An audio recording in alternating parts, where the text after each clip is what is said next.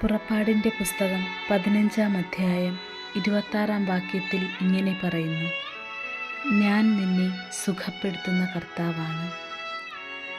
നമ്മുടെ സമൂഹത്തിൽ പലവിധ രോഗത്താൽ ബുദ്ധിമുട്ടുന്ന, പരാതിയോ പരിഭവങ്ങളോ ഇല്ലാത്ത ഒത്തിരി സഹോദരങ്ങളുടെ കണ്ണുനീരിൻ്റെ തീവ്രത നാം എന്തൊക്കെയോ ആണെന്ന് സ്വയം ധരിക്കുന്നവർക്കെതിരെയുള്ള താക്കീതാണ്.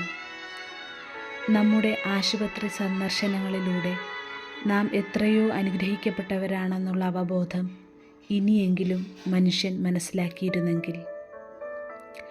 സഹനത്തിൻ്റെ തീച്ചൂളയിൽ കഴിയുന്ന എല്ലാ രോഗികളെയും ഓർക്കാം.